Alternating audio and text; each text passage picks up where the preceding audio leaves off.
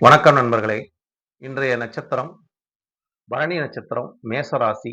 இதோட பலன்கள், இதோட அதிர்ஷ்டங்கள், இதோட வழிபாடுகள், நட்சத்திரக்கும் சரி, ராசிக்கும் சரி, 2 தன்மையும் ஒன்றாக இணைத்து உங்களுக்கு இந்த 12 ராசி கட்டத்து வழியாக உங்களோட ராசியும், நட்சத்திரமும் சொல்கிறேன் நண்பர்களே. கேட்டுவிட்டு உங்களோட கருத்தை பதிவிடலாம். இப்ப பரணி நட்சத்திரம்னாவே, இந்த பரணி என்றாவே தரணிய ஆளும் என்ற ஒரு சொல்லாடல் உண்டு. அப்ப பரணியில பிறந்தவங்க அத்தனை பேரும் தரணிய ஆழ்ந்துருவாங்களா அப்படின்னா, நிச்சயமாக ஆளக்கூடிய பாக்கியம் இவங்களுக்கு உண்டு. ஏன்னா, தரணிய மட்டும் ஆள்றதில்ல. தன் குடும்பத்தை ஆள்வார்கள், சுற்றி இருக்கிற நண்பரை ஆள்வார்கள். அவரோட செயல்பாடுகள் ஒவ்வொன்னும் ஆட்சி செய்யக்கூடிய ஒரு தன்மையும், எதையும் நுண்ணிப்பாக செய்யக்கூடிய தன்மையும், வேகமாக செய்யக்கூடிய தன்மையும், எப்பயுமே தன்னோட கலை ஆர்வம். ஏன்னா, சுக்கிரன் கலைக்கு அதிபதியா வரக்கூடிய கிரகங்க. அந்த சுக்கிரனோட நட்சத்திரத்தில் பிறந்திருக்கனால, இவங்களுக்கு பரணி நட்சத்திரத்தில் பிறந்தவங்களுக்கு பார்த்தீங்கன்னா, சுக்கிரன் 2க்கும் 7க்கும் ஆட்சி பெறக்கூடிய கிரகம். 12ஆம் இடத்துல சயன சுகத்துல உச்சம் பெறக்கூடிய ஒரு கிரகம். அப்ப இவங்களுக்கு பார்த்தீங்கன்னா 2ஆம் இடம், 7ஆம் இடம், 12ஆம் இடம். ஒரு மனிதனுக்கு குடும்பம் நல்லா இருக்கணும், கலசரம் நல்லா இருக்கணும், சயான சுகம் நல்லா இருக்கணுங்க. இந்த 3 இருந்துட்டாவே ஒரு மனிதன் வந்து இந்த இந்த பிரபஞ்சத்தில் பிறந்த ஒரு நிலையை அடைந்துருவாங்க. அப்படிங்கிற ஒரு நிலைப்பாடு. அப்ப சுக்கிரனோட நட்சத்திரமாவே நமக்கு இந்த பரணியில பிறக்கிறவங்களுக்கு இது எல்லாமே இருக்கு. நல்ல குடும்பம் இருக்கும். நல்ல கலஸ்தரம் இருக்கும். நல்ல சயான போகம், தூக்கம் இருக்கும். இப்படி நிம்மதியான வாழ்க்கையெல்லாம் இந்த பரணி நட்சத்திரம் குடுக்கும். ஆனா, அந்த மேச ராசியில அந்த பரணி நட்சத்திரம் வருது பாருங்க. இது ஒரு சிறப்பு. ஏன்னு கேட்டீங்கன்னா, 7ஆம் இடம் அவங்களுக்கு வந்து கலஸ்தர ஸ்தானமா வரக்கூடிய மனைவி. அப்ப மனைவிக்கு 7ஆம் இடமா வரக்கூடியது செவ்வா. அப்படிங்கிற ஒரு தன்மை. செவ்வா, சுக்கிரன் காம்பினேஷன். இந்த செவ்வாயும் சுக்கிரனும் பார்த்தீங்கன்னா, செவ்வாய் வந்து ஒரு வேகத்துக்கு அதிபதி. சுக்கிரன் பார்த்தீங்கன்னு வச்சுக்கங்க, ஒரு கலைக்கு அதிபதி. ஒரு கலைய எவ்வளவு வேகமா கொண்டு போலாம், எவ்வளவு வேகமா செய்யலாம், ஒரு வண்டிய எப்படி ஓட்டலாம், இந்த வண்டிய எப்படி ஓட்டுனா நம்ம எவ்வளவு சீக்கிரத்துல போலாம் அப்படின்னு, அந்த வேகமா ஒரு காரை இயக்குனா கூட, இந்த சுக்கிரன் நட்சத்திரத்துல இருக்கிறவங்களுக்கு ஒரு காரு அந்த அளவுக்கு எப்படி ஓட்டணும், அந்த காரை எப்படி வச்சுக்கணும், ஒரு வீட்ட எப்படி வச்சுக்கணும், ஒரு அலங்கரிக்கும் தன்மையிலும், ஒரு அலங்கரிக்க பிரியராக எதையும் அழகாக வைத்துக் கொள்ளக்கூடிய தன்மையை அலங்கோலமா வைத்துக் கொள்ள மாட்டார்கள் இந்த நட்சத்திரத்தில் பிறந்தவர்கள் என்று ஒரு நிலைப்பாடு இருக்கு. அப்ப சுக்கிரனுக்கோட தன்மை வந்து நம்ம சொல்லிட்டோம். சுக்கிரனோட தன்மை ஏன்னா எல்லாத்துக்கும் சுக்கிர திசை வந்தா யோகம்பாங்க. பொதுவா சொல்லக்கூடிய வார்த்தைகள் சுக்கிர உனக்கப்பா சுக்கிர திசை அடிச்சிருச்சு. உனக்கு யோகமான ஒரு தன்மை அப்படின்னு சொல்லுவாங்க. அந்த மாரி இந்த சுக்கிர திசை வந்து அனைவருக்கும் யோகத்தை கொடுக்கும். அந்த காலகட்டத்தில் வந்தா மட்டும் யோகத்த கொடுக்கும். ஏன்னா, இளம் வயசுல சுக்கிரன்லாம் வந்துச்சுன்னு வச்சுக்க, குட்டி சுக்கிரன் கொட்டி கவுத்துவார் அப்டின்னா, ஏன்னா குழந்தைங்கலாம் அத அனுபவிக்க முடியாதுங்க. அப்படிங்கிற ஒரு தன்மை. ஒரு 10 வயசுக்குள்ளேல சுக்கிர திசை வரக்கூடாதுங்க.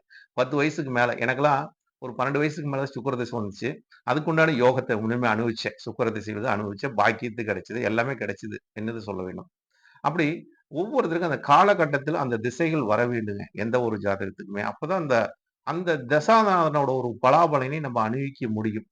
இப்ப சனி திசைலாம் வந்துச்சுன்னு வச்சுக்கோங்க, 45 வயசுக்கு மேல சனி திசை வந்துச்சுன்னா, நமக்கு நல்லது.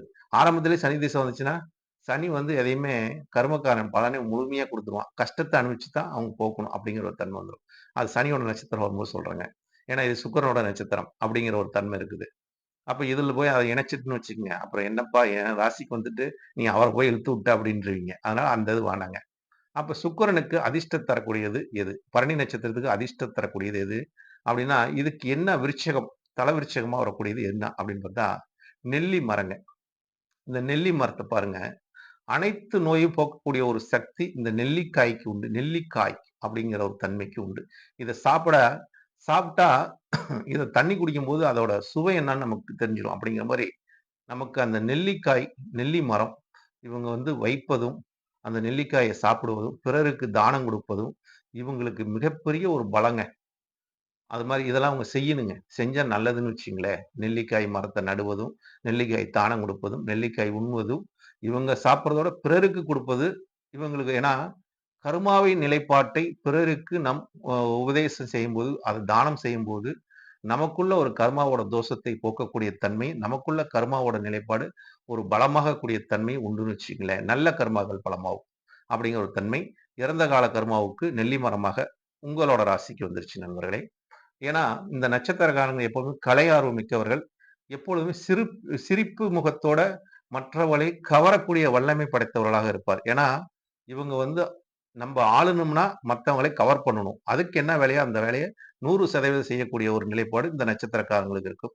இவங்க எப்பொழுதுமே ஒரு அழுக்கான ட்ரெஸ்ஸை போட மாட்டார்கள். ஒரு நல்ல ஒரு ட்ரெஸ்ஸ தான் அதிகம் வந்து ஒயிட் ட்ரெஸ் அதிகம் விரும்புவாங்க. லைட் கலர் அதிகம் விரும்புவாங்க. அந்த மாரி ஒரு தன்மைலாம் இவங்களுக்கு கலர் ஒரு ரிச்சா இருக்கும். அப்படிங்கிற ஒரு தன்மைலாம் இருக்குன்னு வச்சுக்கங்களேன். அடுத்ததாக விலங்கு என்று பார்க்கும்போது இவங்களுக்கு என்ன விலங்க குடுக்குறாங்க? ஏன்னா விலங்குன்னா எதுக்கு சொல்றேன்னா, நிகழ்காலத்த சொல்லக்கூடியது அவங்களோட குணாதிசயங்களை பலமான குணமா, பலமற்ற குணமா அப்படின்னு சொல்லக்கூடிய இந்த விலங்குகள் சொல்லும்னு வச்சுக்கங்களேன். அப்ப இவங்களுக்கு விலங்குகளை சொல்லக்கூடியது ஆண், ஆணை. ஆண், ஆணைங்கிற ஒரு தன்மை. யானைங்கிறது தன்மைய நம்ம பார்க்கும்போது, யானையே நமக்கு பலமானது. அது ஆண் ஆணைக்கு பார்த்தீங்கன்னா, தந்தங்கள் பெருசாவே இருக்கும். ஆண் ஆணைக்கு பார்த்தீங்கன்னா, தந்தங்கள் பெருசாவே வரும். அதே மாரி இவங்க பலமுடையவர்கள். அதனால மனதளவில் இவங்க ரொம்ப பலம் பொருந்தியவர்கள். எந்த ஒரு யோகத்துக்கு, எந்த ஒரு சூழ்நிலைக்கும் பயம் கொள்ளாத ஒரு தைரியத்தில் போராடக்கூடியவர். உதாரணத்துக்கு சொல்லப்போனா, இந்த பரணி நட்சத்திரத்தில் பிறந்தவர் துரியோதனன். மகாபாரத கதையில ஒரு துரியோதனனோட நிலைப்பாடு பாருங்க. எவ்வளோ பெரிய ஒரு சண்டை வந்தாலும், அவன் வந்து எதுக்குமே பயப்பட மாட்டான். எல்லாரும் இழந்தபோது கூட அவன் தைரியமா சண்டைக்கு போருக்கு போயி, தன் நாம் தன் இறக்கக்கூடிய நேரம் கூட வந்தாலும், அப்ப கூட அவன் சண்டையிடக்கூடிய தன்மை அவனுக்கு இருந்துச்சு. வேகம் இருந்துச்சு. அப்ப அவன் அவன் மூர்க்கத்தனமான ஒரு கோபம் உடையவனாக இருப்பான். அப்ப இவனுக்கு யான பலம் அப்படிங்கும்போது, அவனுக்கு தேகமே வஜ்ரமாயி, அந்த காலத்துல அவன கொல்ல முடியாம எல்லாம் தவிச்சாங்க. அப்படிங்கிற ஒரு தன்மைலாம் இருக்குது. அப்ப இவங்க பலமுடையவர்கள், இந்த நட்சத்திரத்தில் பிறந்தவர்கள் அப்படின்னு இவங்களுக்கு எதிர்கால பறவையை சொல்லக்கூடியது என்னன்னு பார்த்தீங்கன்னா, அ காகம். அதாவது இந்த சனி பகவானுக்கு உரியது காகம். அதே மாரி இவங்களுக்கு எதிர்காலத்துக்கு சிறக்கக்கூடியது காகம். அப்ப இவங்க காகத்துக்கு அன்னமிடுவதும், காகத்தை பார்ப்பதும், காலையில எந்திரிச்சோன காகத்தை பார்ப்பதும், இவங்களுக்கெல்லாம் மிகப்பெரிய ஒரு தொழில்ல ஒரு யோகத்த குடுக்குங்க. தொழில் நிலையில நல்ல லாபத்த குடுக்குங்க. கர்மாவ நிலையில வந்து எந்த ஒரு சூழ்நிலை வந்தாலும், அத முறியடிக்கக்கூடிய தன்மை இந்த நட்சத்திரக்காரங்க உண்டுங்க. அப்ப இவங்களுக்கு இந்த வெற்றி சின்னமா வரக்கூடியது கத்தி, வாள். அதாவது இந்த வெற்றி சின்னம்னு சொல்லக்கூடியது வாள். வாள்னா அந்த போருக்குலாம் போவாங்க இல்லைங்க, அந்த மாரி. அந்த வாள்லாம் இவங்க அந்த வாள் படத்தை வீட்டில் மாட்டுவதும், இவங்க ஒரு ஃபோட்டோ வச்சுக்குவதும், இவங்க டிபி செல்ஃபோன்ல டிபி வச்சுக்கிறது, இவங்களுக்கெல்லாம் ஒரு அதிர்ஷ்டத்தை, வெற்றிய குறிக்கும்னு வச்சுக்கங்களேன். அப்படிங்கிற ஒரு தன்மை இருக்குது. இவங்களுக்கு அதிதேவதையா வரக்கூடிய தெய்வங்கள் எதுன்னு பார்த்தீங்கன்னா, அ எல்லாத்துக்கும் சாந்தமான தெய்வங்கள் வரும். இவங்களுக்கு பார்த்தீங்கன்னா, ஆக்ரோஷமான ஒரு தெய்வம். அப்படின்னு பார்த்தா, சிங்கத்தில் படம் போட்ட துர்கா தேவி. அதாவது துர்கா படம் இருக்கும் இல்லைங்க. வாள் வச்சுக்கிட்டு, சூலாயுதம் வச்சுக்கிட்டு, சிங்கத்தோட நின்னு, அ கிட்டத்தட்ட 6, 8 கைகள் இருக்கும். அதோட இருக்கும். அது அந்த மாரி உருவம் உள்ள ஒரு சாமி தான் இவங்களுக்கு அதிதேவதையா வருகிறார். அப்ப மிகப்பெரிய ஒரு பலமுடையவர்களாக இவங்களோட அதிதேவதையே வருகிறனால, இவங்களுக்கு பலசாலிகள் என்றே சொல்லலாம். பலசாலிகள் கூட இவங்க புத்திசாலின்னு கூட சொல்லலாம். அப்படிங்கிற ஒரு தன்மை. அதே மாரி இவங்களுக்கு அதிர்ஷ்டத்தை தரக்கூடிய மலர்கள் என்று பார்க்கும்போது, வெண் தாமரை. அதாவது நான் போட்டிருக்க சட்ட கலர்லயே இருக்கிற மாரி வெள்ள கலர்லயே தாமரை இருக்கும். சென்டர்ல வந்து லைட்டா அந்த சிவப்பு கலர்ல வந்து பூ பூத்திருக்க மாரி இருக்கு. சிவப்பு, மஞ்சள் வந்திருக்குன்னு வச்சுக்கங்களேன். அந்த மாரி அந்த வெண் தாமரை இவங்களுக்கு வந்து அதிர்ஷ்டம் தரக்கூடியது அந்த வெண் தாமரை. இத இவங்க வந்து ஒரு ஆஃபீஸ்ல டேபிள் வச்சுக்கிறது மிகப்பெரிய ஒரு சிறப்பை தரும்னு வச்சுக்கங்களேன். நல்லது அப்படின்னு சொல்றேன். அப்ப இந்த நட்சத்திரம் இந்த காலகட்டத்துக்கு இவங்களோட ராசிக்கு 2ஆம் இடத்தில் குரு பகவானும், 12ஆம் இடத்துல ராகு பகவானும் இருப்பது ஒரு சிறப்பு தான் என்று சொல்ல வேண்டும். அடுத்து சனி பகவான் 11ல் ஆட்சி பெற்றிருப்பது ஒரு நல்ல லாபத்தை கொடுக்கும். தொழில் மூலியமாக நல்ல லாபத்தை இந்த காலகட்டத்தில் இவங்க அடையக்கூடிய ஒரு தன்மையும், கேது பகவான் 6ல் இருப்பதும் இவங்களுக்கு மிகப்பெரிய ஒரு சிறப்பை தருகிறதுன்னு வச்சுக்கங்களேன்.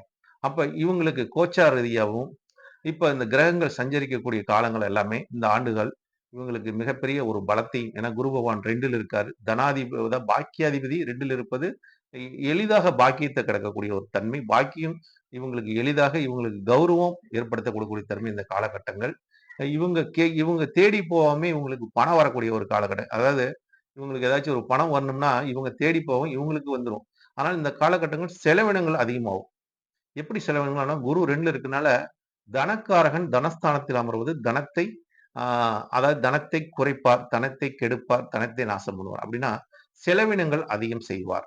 அப்படிங்கிற ஒரு எடுத்துக்கலாம். அப்ப செலவினங்கள் எந்த மாரி இருக்கும்? அது சுப செலவா இருக்குமா? அசுப செலவா இருக்குமா? தேவையற்ற நம்ம ஆஸ்பத்திரிக்கு ஏதாவது செலவு பண்ணிருமா? ஏதாச்சும் ஏதாவது வம்புக்கு இது மாட்டி செலவு எதுக்கு இல்லைங்க. குடும்பத்துக்காக சுப செலவை செய்யக்கூடிய தன்மையும், குடும்ப உறவினருக்கும் சரி, குடும்பத்தில் நடக்கிற சுப நிகழ்வுக்கும் சரி, இந்த ஏன்னா குரு வந்து ஒரு சுப கிரகங்க. அவர் சுபரோட வீட்ல அமர்ந்திருக்காரு. சுக்கிரனோட வீட்ல அமர்ந்திருக்காரு. அங்க சந்திரன் உச்சம் பெறக்கூடிய தன்மையும், குரு, சந்திரன், சுக்கிரன் இந்த மாரி ஒரு தன்மையில கூட்டு தன்மையில இருக்கும்போது, அந்த இடத்துல நீங்க பார்த்தீங்கன்னா, குரு பகவான் நன்மையே வழங்குவார்.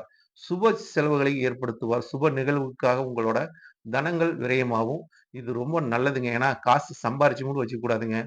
முழுக்க முழுக்க செலவு பண்ணி கத்துக்கணுங்க. செலவு பண்றவன் தாங்க மகிழ்ச்சியோட வாழ்வான். சேர்த்தி வைக்கிறவன் மகிழ்ச்சியற்று வாழ்வானுங்க. அதனால இந்த நட்சத்திரக்காரங்க செலவு பண்ணி சந்தோஷம் அடையக்கூடிய நட்சத்திரமாக நான் கருதுகிறேன் நண்பர்களே. நன்றி, வணக்கம். வாழ்க வளமுடன். பரமத்திவேலூன் சந்திரன். இந்த ஆன்லைன் அஸ்ட்ரோ டிவி மூலமாக, இந்த பராசர ஆன்லைன் அஸ்ட்ரோ டிவி மூலமாக இந்த சேனலை பார்த்துக் கொண்டிருக்கும் அனைவருக்கும் உங்களோட கருத்தையும், உங்களோட கமெண்டையும் தெரிவிச்சுருங்க. உங்க ராசிக்கு நான் சொன்னது சரியா? இல்ல இன்னும் ஏதாச்சும் இதுல விட்டு போயிருக்குதா? அப்படின்னு நீங்க சொன்னீங்கன்னா, நிச்சயமா இன்னொரு ராசியில வந்து உங்களுக்கு உண்டான ஒரு கருத்தை உங்களோட கேள்விக்கு ஏதாவது உங்க கேள்வி சரியா இருந்துச்சுன்னா, அதுக்கு உண்டான ஒரு கருத்தையும் பதிவிடுங்க நண்பர்களே. பராசர ஆன்லைன் அஸ்ட்ரோ டிவி நேயர்களுக்கு மீண்டும் வணக்கத்தை சொல்லி விடைபெறுகிறேன். நன்றி, வணக்கம். வாழ்க வளமுடன். பரமத்திவேலு சந்திரன்.